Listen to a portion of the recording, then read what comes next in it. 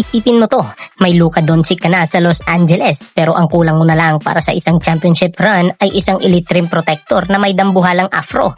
Ayon kay ESPN insider Brian Windhorst, handang pumatay ang front office ng Lakers at i-trade si LeBron James sa isang hypothetical sign and trade. Makuha lang si Jarrett Allen mula sa Cleveland Cavaliers at gagawin daw ng Lakers ang deal na ito sa loob lang ng 17/10 of a second. Ganoon sila kadesperadong makakita ng tunay na paint defensive anchor. Pero bago mo sabihing fake news, himayin natin ang komplikadong matematika sa likod nito na hindi mo maririnig sa mga ordinaryong vlog. Bakit nga ba gigil na gigil si Rob Pelinka kay Jarrett Allen? Simple lang ang sagot, floor balance at defensive gravity.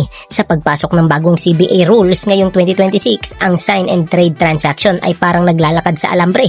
Kapag tinanggap mo ang isang manlalaro via sign and trade, ang kupunan mo ay otomatikong maha-hard cap sa first apron. Si LeBron James ngayon ay isang unrestricted free agent sa edad na 41. Hindi na siya bibigyan ng Lakers ng isa pang maximum contract na sisira sa kanilang flexibility. Sa kabilang banda, si Jarrett Allen ay nakalak sa napaka-friendly na 3 taon, $90.72 million extension na may sweldong $28 milyong lang ngayong darating na season. Para sa Lakers, ang pagkuha kay Allen ay hindi lang basta pagpapalit ng pangalan. Ito ay pagkuha ng isang premyadong rim protector na may 1.9 blocks at halos 10 rebounds per game na babakod sa ilalim habang si Luka Doncic naman ay nag-o-orkestra ng opensa sa labas. Ito ang tinatawag nating tactical masterclass. Ito ang nakaligtaang anggulo ng karamihan.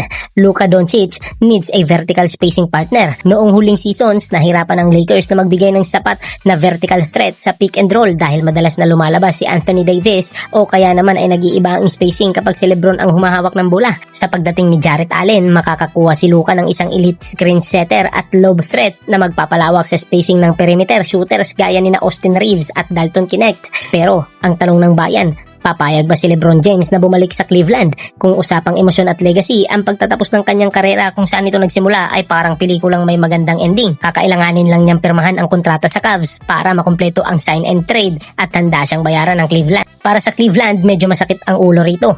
Oo, babalik ang kanilang prodigal son, pero mawawalan sila ng depensa sa ilalim at maiiwan si Evan Mobley na mag-isang magbabantay sa shaded area.